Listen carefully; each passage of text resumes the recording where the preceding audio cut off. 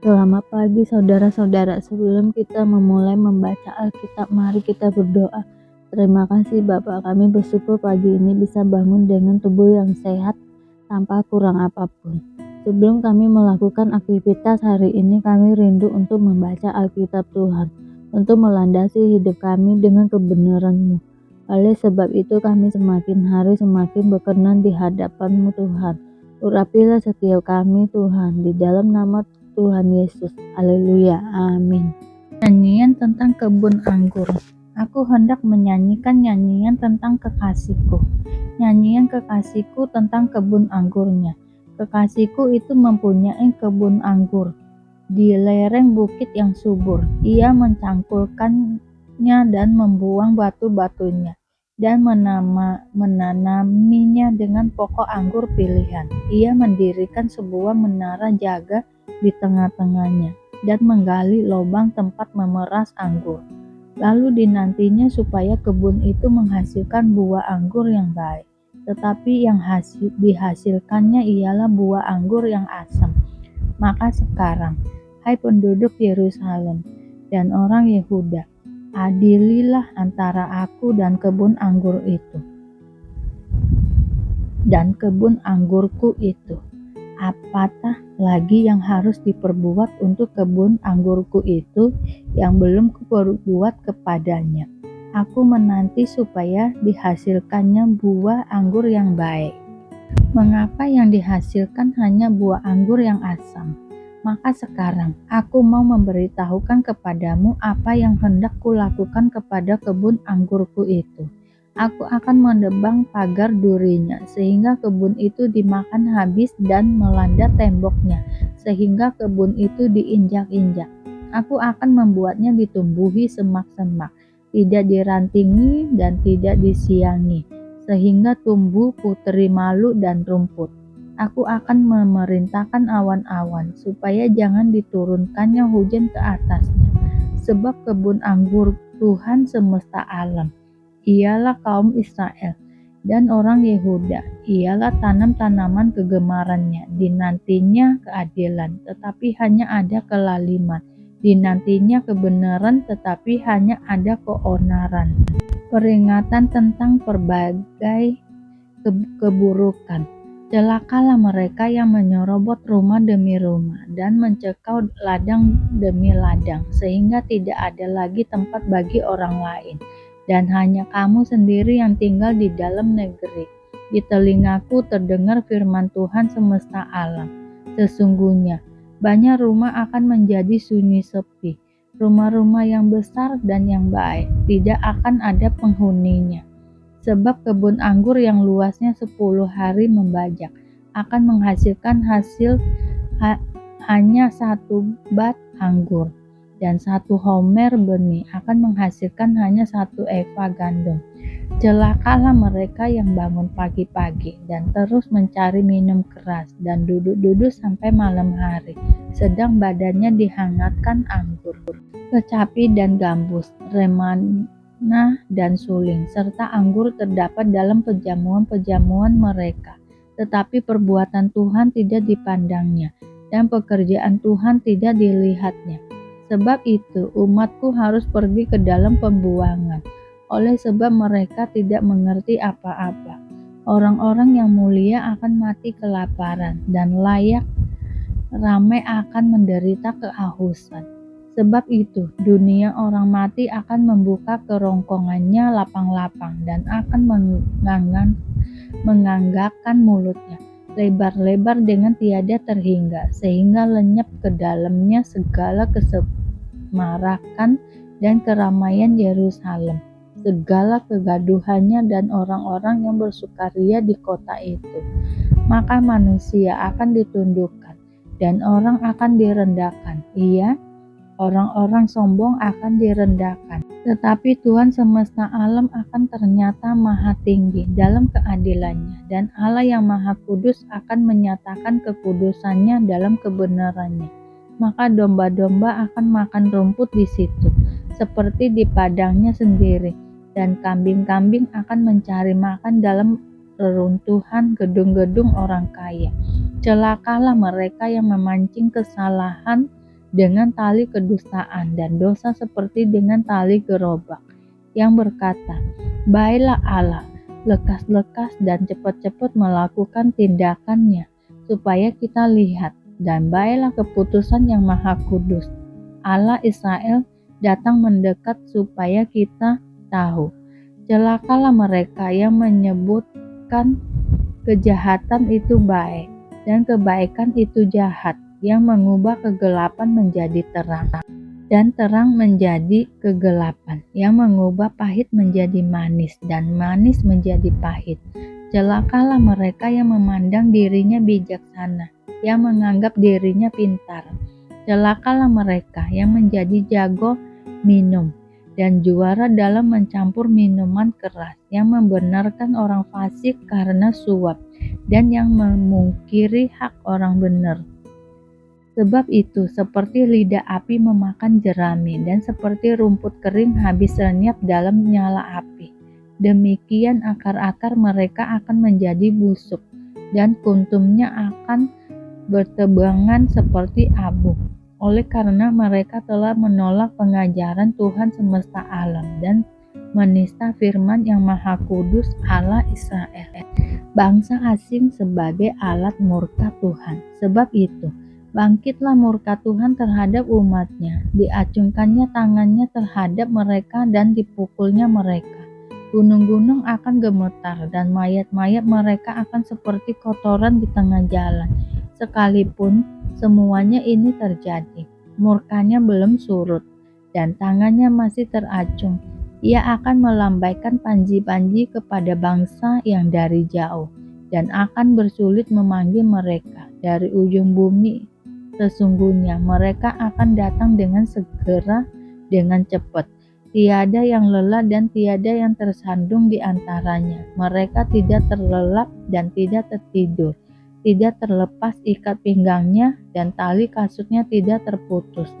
Panah-panahnya ditajamkan, dan segala busurnya dilentur.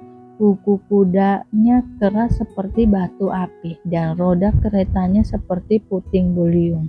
Kaumnya seperti singa betina, mereka mengaumi seperti singa muda. Mereka meraung dan menangkap mangsanya, membawanya lari dan tidak ada yang melepaskannya. Pada hari itu, mereka akan diliputi oleh suara seperti suara laut menderu. Jika orang memandang ke bumi, sesungguhnya ada gelap yang menyesakkan, dan terang menjadi gelap oleh awan-awan. Yesaya mendapat panggilan Allah. Dalam tahun matinya Raja Uzia, aku melihat Tuhan duduk di atas tata yang tinggi dan menjulang, dan ujung jubahnya memenuhi bait suci. Para serafim berdiri di sebelah atasnya, masing-masing mempunyai 6 sayap. 2 sayap dipakai untuk menutupi muka mereka, 2 sayap dipakai untuk menutupi kaki mereka, dan 2 sayap dipakai untuk melayang-layang. Dan mereka berseru seorang kepada seorang, katanya, "Kudus, kudus, kuduslah Tuhan alam semesta alam.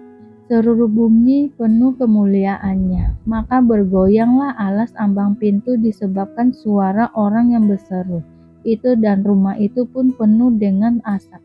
Lalu kataku, "Celakalah aku binasa, sebab aku ini seorang yang najis bibir, dan aku tinggal di tengah-tengah bangsa yang najis bibir. Namun mataku telah melihat Sang Raja, yakni Tuhan semesta alam." Tetapi seorang daripada serafim itu terbang mendapatkan aku. Di tangannya ada bara, yang diambilnya dengan sepit dari atas mezbah. Ia menyentuhkannya kepada mulutku, serta berkata, "Lihat, ini telah menyentuh bibirmu, maka kesalahanmu telah dihapus dan dosamu telah diampuni." Lalu aku mendengar suara Tuhan berkata, "Siapakah yang akan kuutus, dan siapakah yang mau berpergi untuk aku?" Maka sahutku, "Ini aku, utuslah aku." Kemudian firman-Nya, "Pergilah dan katakanlah kepada bangsa ini, dengarlah sungguh-sungguh, tetapi mengerti. Jangan, lihatlah sungguh-sungguh, tetapi menganggap jangan. Buatlah hati bangsa ini keras dan buatlah telinganya berat mendengar, dan buatlah matanya melekat tertutup, supaya jangan mereka melihat dengan matanya, dan mendengar dengan telinganya, dan mengerti dengan hatinya, lalu berbalik dan menjadi sembuh. Kemudian aku bertanya, sampai berapa lama, ya Tuhan? Lalu jawabnya, sampai kota-kota telah lenggang, sunyi sepi. Tidak ada lagi yang mendiami dan di rumah-rumah tidak ada lagi manusia. Dan tanah menjadi sunyi dan sepi. Tuhan akan menyingkirkan manusia jauh-jauh, sehingga hampir seluruh negeri menjadi kosong. Dan jika di situ masih tinggal 1/10 dari mereka, mereka harus sekali lagi ditimpa kebinasaan. Namun keadaannya akan seperti pohon beringin dan pohon jawi-jawi, yang tunggulnya tinggal berdiri pada waktu ditebang, dan dari tunggul itulah akan keluar tunas yang kudus. Kelebihan orang Yahudi dan kesetiaan Allah. Jika demikian, apakah kelebihan orang Yahudi dan apakah gunanya sunat? Banyak sekali, dan di dalam segala hal. Pertama-tama, sebab kepada mereka lah dipercayakan firman Allah. Jadi bagaimana, jika di antara mereka ada yang tidak setia? Dapatkah ketidaksetiaan itu membatalkan kesetiaan Allah? Sekali-kali tidak. Sebaliknya, Allah adalah benar, dan semua manusia pembohong seperti ada tertulis, supaya engkau ternyata benar dalam segala firman-Mu, dan menang jika engkau dihakimi. Tetapi jika ketidakbenaran kita menunjukkan kebenaran Allah, apakah yang akan kita katakan? Tidak adilkah? Allah, aku berkata sebagai manusia, jika ia menampakkan murkanya, sekali-kali tidak. Andai kata demikian, bagaimanakah Allah dapat menghakimi dunia? Tetapi jika kebenaran Allah oleh dustaku semakin melimpah bagi kemuliaannya, mengapa aku masih dihakimi lagi sebagai orang berdosa?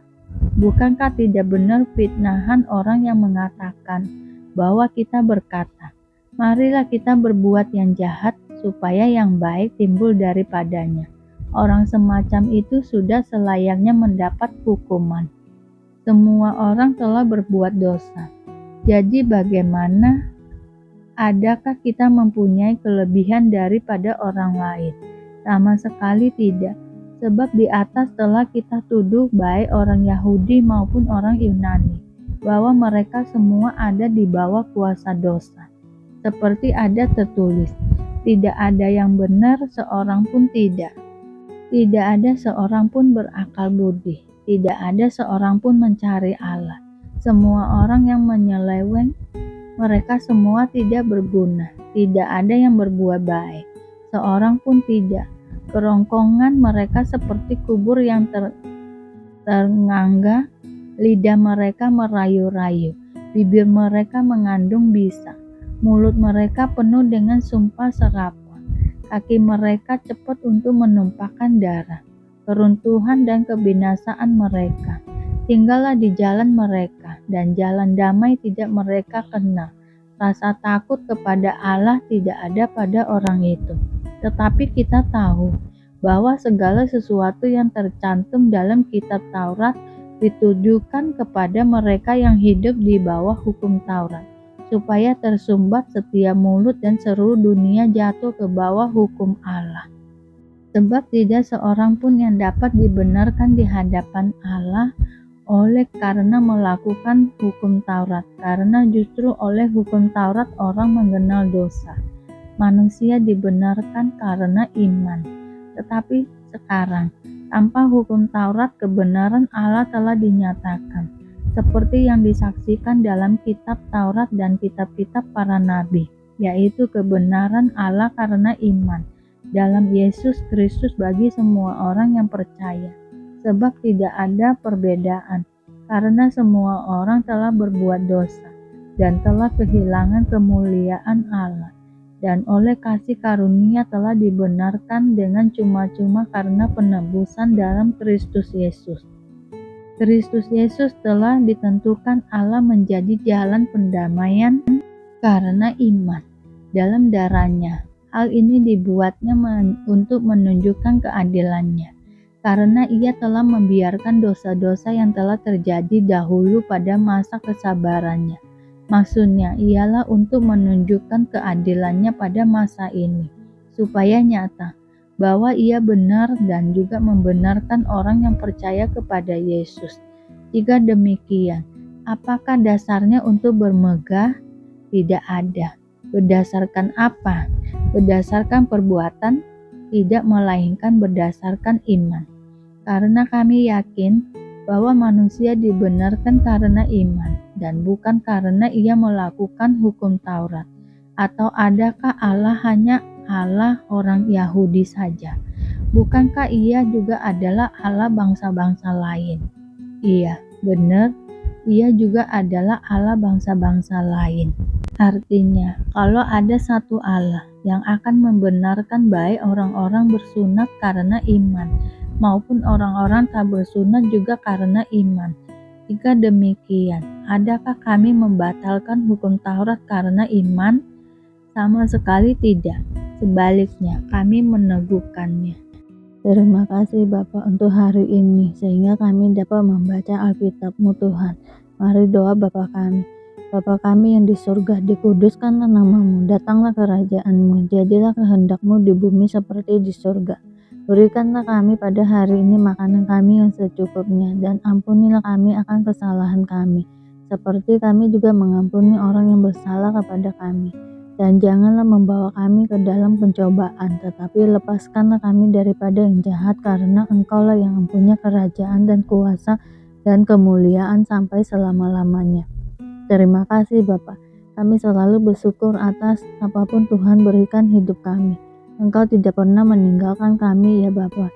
Hidup kami akan senantiasa berkecukupan di dalam-Mu. Di dalam nama Tuhan Yesus kami berdoa dan mengucap syukur. Amin, amin, amin. Tuhan Yesus memberkati.